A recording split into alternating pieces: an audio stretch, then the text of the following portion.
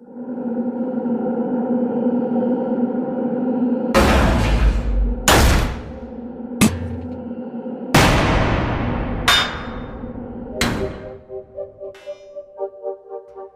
French, what up?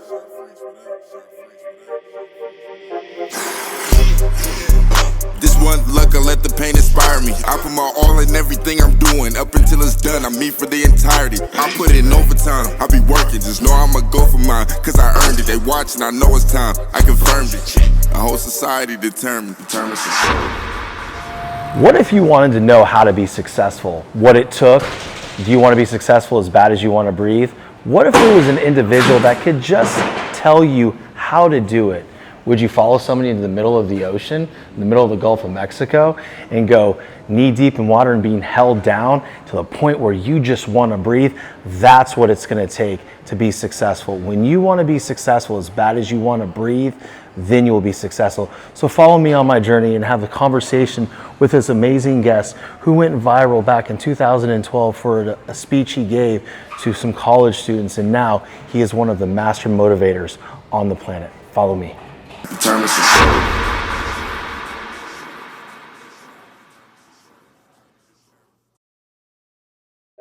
What's up, man? How you feeling? Oh man, I'm feeling great. I'm about a 125 right now, man. Been up since 4, got my lift in, got my run, got my sauna, and here we are. Oh, I love it. I love it. I love it. You're in Houston right now, doing this from a hotel room. Yeah. I appreciate you, brother. Yep. No. I appreciate the opportunity, and one of the things I'm grateful for in this generation is that we're more concerned with getting the work in, than the environment. When I was coming up, it was TV was different. Like everything was perfect. Everything was in a big studio. Now, man, we're just in our real habitat, in our real world, what I'm saying, getting it in, and I love it. Well, dude, it's funny because we can go all the way back to that speech in 2008 for this, right? The how bad do you want it? And I can remember this, and this all ties in. I want to go over this with you because this played a big part in my life. I can remember when it got really big in 2012, I was coaching some baseball teams, and we had some low performers. We weren't the best team, but I'm gonna tell you what, when I heard how bad do you want it, it literally, hair on in, man, I understood it completely, because a lot of times, like you say, people are looking for the right moment, that moment where everything's fitting together, and it's really just very simple. How bad do you want it? You want success as badly as you want to breathe. So I just want to thank you for that, man, because, man, that's played a pivotal role in my life. Yeah, no big doubt. Time, dude, big time. Yeah. So this is really cool. And it played and has played a pivotal role in my life as well. Yeah, a lot of over 100 million, views on the internet, which means I don't know how many people have literally had an opportunity to see that, but it's something that's still real today. People are listening to it. It was like a timeless message. I meet people, all over there. Like I watch that every day. When I'm in my darkest moments, I listen to that. And so it's one of those things that, when you talk about not being perfect, even that moment we did it in, that was the first time we ever used a camera. That was the first time we ever used a microphone. It was only 30 kids in that room, and it was probably one of the more inferior rooms. If you look at the actual video, we had a what they call back then a projector that you would put like a transient piece of paper on and lay it, and then it would show the image on the wall. So it wasn't even, you know what I'm saying? Like it wasn't even like a screen projector or, a computer. But yet that pure moment has touched so many people's lives. And I think to your point, sometimes we are focused on the perfect moment, but if we would become the perfect person in whatever moment we are, meaning at that particular time in our life, like elevating to the highest we can elevate, man, you get a video with over 100 million hits. And like I said, that video has changed my life, not only my life in terms of financial, professional, but my children, everybody knows that they're my kids. And so they walk through life, a little different because of what happened that day. And so, man, that video has changed, the course of my life. Dude, it's insane because you're going through all this. You're talking about, being perfect and not waiting for the right moment. That moment right there, when you're sitting there in that room because you were a guidance counselor then, weren't you? Weren't you? Is that what you were doing then? Absolutely. Yeah. So when you're getting there and you're in that I room, was an academic advisor. academic Absolutely. advisor. Yeah, exactly what I was doing. You never know the moments. You never know the moments that are going to take your life to the next level. What we need to do is have faith and trust that whatever moment we're in, that's the moment, right? Like that's the moment right there. Let's be present in this moment. That's the moment. That's it. Because here we are 12 years later from that going completely viral, and not just your life and your children's lives, but bro, you've changed many lives on this planet, and I think that's something that most people would just aspire to. How is it personally enriched your life and in your faith and everything that you're doing, having that impact? I think clarity. We all have gifts, but when you hear from people who are being blessed by your gift, you get the clarity in terms of, oh, this is what they want. Oh, this is what they need. Oh, this is how they need it. Oh, this is the time frame in which they need it. Okay, got it. And so there's a clarity that I have when you meet the people who you actually minister to, and they're able to talk about what you mean to them and what the message means to them. And so every time I do a message now, I'm not shooting in the dark. I know exactly. Today is leg day. You know what I'm saying? Right. Today is bicep day, tricep day. Today is cardio day. You know, like today we're sprinting. Today, we're not on sprints, we're on pace, because we're going a long distance, find an easy pace. We're about to do 5 miles. So it provided that clarity that you have in other industries. Imagine you not knowing when leg day is. Imagine you not knowing which parts of your body to work out. Like, bro, it would be, I'm not saying you wouldn't get results, but having that pure clarity allows you to hone in and get the type of results that only clarity brings. And so for me, I have clarity. I know exactly what the people want. I know exactly how they want it. So now I can focus on just getting better, developing my talent, developing my spirit, developing my character, developing my delivery. But I know exactly what they want, and so it's just been phenomenal, man. I've gone through life at a point where I didn't have clarity, and it definitely doesn't look like the life that I live now. I went without who's my father, does my father love me? I went, do I know how to write? Do I know how to read? I went homeless. Am I ever going to be stable again? So I've lived a life of not having clarity, and I lived a life of clarity. And I tell you, it's a difference when you're walking through life with a sense of clarity. Dude, I love that, man, and I want to focus on that because so many people see ET as ET, right? Like what has come since that video. But not a lot of people have taken time to really know exactly the journey. They hear bits and pieces of it, right? But one of the things that you always say, to complain is common, to focus on who loves me is common. We're here to be special, we're here to be great. And so we have to take responsibility and go through that, obviously, and feel those feelings, but come out on the other side as being a responsible human being. The biggest thing that I love, man, is like I think, and I know that the world can relate to that message. You have had those moments where you didn't have the clarity. Now, I know you mentioned a few things that you didn't have clarity on, but can you share with my audience a little bit about that lack of clarity and how determination, because this is the Determined Society, right, podcast. So how did determination lead you through to where you're at right now? Yeah, so I think, man, and I never even thought about this before. Of course, I was very determined, but I never thought about that word in my personal journey. But when you don't know, you're clueless. And when you're clueless, you're shooting in the dark. Like you don't have any idea of, where you're going, what you're doing. So when I didn't have the clarity that I have now, it's like driving somewhere without a GPS system, driving somewhere without a map, like driving somewhere you don't know if you're going north or south. So all the efforts that I put forth, I never got nothing from them. So I would always be frustrated. I would always be, in a place of pain, a place of fear, right? Because I didn't know what I was doing. I didn't know where I was going. It was I was just going through life aimlessly. But I remember seeing other people my age, starting to finish school, go to college, or go get a trade. And it was like, whoa, I don't know where I'm going and I don't know what I want, but I know what I don't want. And that's when determination kicked in. I was like, okay, I don't want to go to jail. Like, I don't know what I want to do in my life, but I don't want to go to jail. I don't want to die early. And I had friends die early. I don't want to get shot and killed. And so it was this determination of, I don't want to be another statistic. I don't want to be in the graveyard.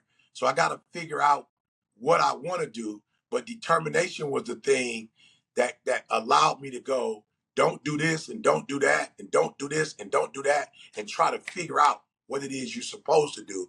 And eventually, through determination, I did get clarity. No, I love that, man, because we could talk about determination and clarity, but you mentioned the GPS. Everything we do in life on a daily basis has a roadmap, right? So whether it's financial or your career, you've got the plan of what you're going to execute. And at every single moment of that time, we don't worry about if we're going to get there or not. We know that if we listen to the GPS, follow the plan, no matter what it is, we're going to end up to that destination. And I think a lot of people get caught up in it's not happening fast enough, right? I mean, I can remember sitting in, this is straight up, man. I remember having conversations with Brandon. Hey, man, how do I get ET for my 100th episode? He's like, oh, man, we'll get there, but we ain't there yet. And bro, here we are. I didn't think about it every day. I just said, okay, gas, foot, pedal, go, right? And built the show to a point where I have this opportunity. But at no point in mind, I think this ain't gonna work. And I think a lot of people get caught up in, well, this isn't working fast enough, and how do I know this is gonna work, right? Whereas instead of trusting that GPS or that plan, what are some tips or advice that you might have for somebody? Because I know you've got this big event coming up in June, right? June 24th, you got this big online challenge, and I can't wait for my audience to be a part of that, and I'm sure they're gonna get a lot of these things there. But talk to me about some of the tips and things that they can do to execute these plans and detach from the results, so to speak. Yeah, I think first you have to change your perspective. You just said it. You have to go from the reward to the work. You have to stop focusing on the reward. You have to know that the only thing that's going to stop you from getting a reward is if you stop working. But you don't get a reward without work. There's no way to get a reward if you're not working. And so I had to just go, hey, forget the reward. Concentrate on the work every single day. To your point, I started running about 3 months ago, and I was like, I needed to, shed about 20 pounds. I was pre-diabetic. I was like, I need to shed some pounds. And so I remember when I first started running, I used to be like, okay, how much further do you have to go? Oh, today a short run or a long run? It's just like, bruh, relax. Did you lose weight today? It's like, bruh, you're about to make the journey tiresome, boring. You're about to make it, tedious. Just get up, and however far you could go, go. And just do it every Monday, do it every Tuesday, do it every Wednesday. I first started, I could probably run about 20 miles nonstop. 20 minutes nonstop. I think I'm at a little bit over an hour now. When did it happen? I don't have the slightest idea when the shift happened. I just know it happened because I did it every day. And to your point, you know, who cares about how long it's going to take as long as you know it's going to happen. So for me, it was like, you got to stop. When I first started, I had to have music. I got to a point where I can run now without music. I don't know when that happened. I don't know when it happened. I just know it happened because I didn't stop. I didn't quit. I didn't give up. I stopped worrying about how long does it take to run a mile. How long does it take to lose 5 pounds? I just like, forget all of that. Just run. And so if we would concentrate on planting apple seeds, an apple tree is going to come. You're never going to get if you plant apple seeds, you'll never get an orange. You'll never get watermelon. You'll never get grapefruits. The earth is smart enough to know that whatever you sow into it, that's what is going to get you back. And so for me, it was like, stop worrying about weight and stop worrying about, what your blood work is going to look like and stop worrying about getting older. Stop doing that. Just get up and work. And if you run every day, if you do resistance 3-4 times a week, if you eat properly, it's just going, it will just happen automatically. So stop focusing on the reward, focus on the work every day. And I'll be honest, I also had to realize that rest is work. That rest is a part of the work. Okay. Yes, dude, like that. Okay, first of all, I can see the jawline, man. I see you. Yeah, I see you slimming. You look good, bro. It's you look good. coming out. You're, It's you're coming looking out. like that young ET from 2012, man. Resistance training and running, that's a fountain of youth, right? But I think it's important, right? And when we're looking at running plans and getting out there, bro, that's some uncomfortable stuff, right? Your body feels bad. The amount of pressure on your joints, depending on how much you weigh, feeling a little jiggly, right, when you're running. Who looking at me? Where are we at here? But if we just can continue to move on, and just say, hey, this is what I do. This is a part of who I am now. And that's where the magic happens. And when that shift, when you don't know what happens, because you just turn into a different person, after a couple weeks, like, dude, this is like normal now. This is what I do. And it's almost like you can sit there in your hotel room or at home in Michigan and be like, yo, I don't feel like doing this. I'm gonna negotiate with myself. And then all of a sudden, just by autopilot, maybe an hour later, you find yourself putting on your sneakers because now it's a habit, right? And I think that too many people have that finish line, myself included, right? It's like, oh, I want to lose 15, 20 pounds. Okay, but then what? Right? So I think changing habits, changing lifestyle, changing the fabric of who we are is what brings us to those moments that you're talking about. Yeah, no question, Shawn. And I would just say to everybody that's listening, fight till you get to the point where it's a habit. Like fight. Like, don't worry about how long does it take. Am I losing weight? Is this thing working? Like, don't make that the focus. I believe the focus should be until you get to the point that person that's telling you to stop, telling you to quit and give up. I believe you should go until you can negotiate with that person and get that person to say, yeah, no, we're going to do this every day. No, no, no, no. Like, no, we're going to do this because this feels good. No, we're going to do this because we're being transformed every time we do it. Like I believe that when I first started, it was two Erics. It was the Eric that had the dreams and the goals of, getting that line back, that jaw line back. And it was another Eric that was saying, yo, you in your health, you may not be where you want to be, but man, you killing it in your marriage. Man, look at what you're doing in terms of a speaker. Like, man, look at as a father, you putting in work. Like, why? Like, bro, you got about 3 or 4 areas that you're doing good in. You're not possibly gonna do good in every area. Like, yo, chill, bro. Like, relax. Like, look, like I don't care if you overweight or not. You're still putting out content that's changing the world. People are still grateful for, man, hey, you got one little area, you can't possibly Hey, I ain't be perfect. dominant. Like, relax, bro. And chill, And I had to negotiate with that person. And I had to get to the point where me and that person got on one accord and we were able to say, you know what? Whatever we're doing that's the best in one area, man, we need to do that in every area because we can. We've shown that we can make this happen in speaking. We've shown we can go from a GED to a PhD. Like, we've shown, like, come on, guy, work with me.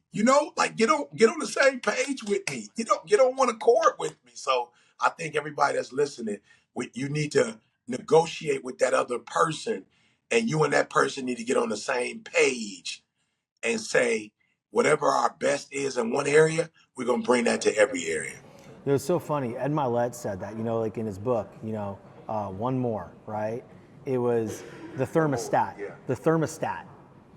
of your, so if your thermostat is set to 75 degrees as far as your health and fitness, you ain't ever gonna go higher than 75 degrees. So once you hit that 75 degrees, you sabotage, right? And that's what we all, I do, you have done in certain areas, everybody listening now, there's somewhere in our lives where we will not allow ourselves to get to that burning hot 100 degrees, or like you like to say, that 120, right? Like but if we continually battle and fight that person, that critic in your own mind, you can crank up the dial of that internal thermostat.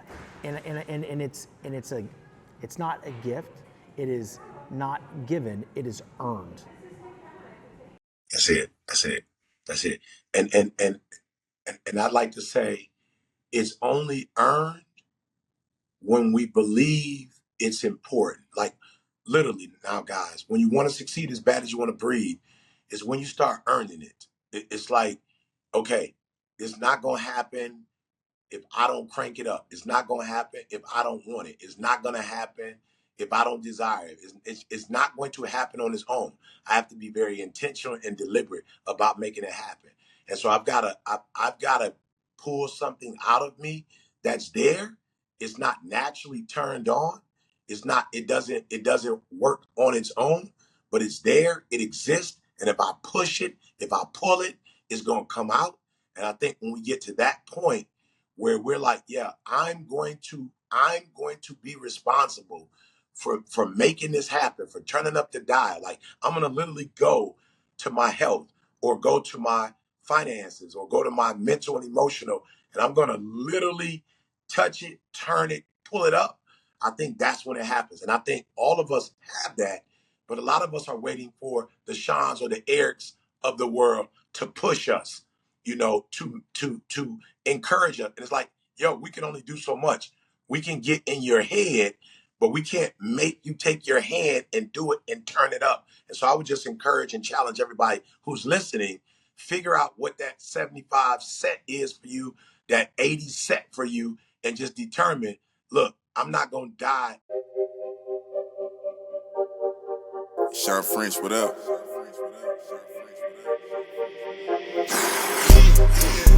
This one luck, I let the pain inspire me.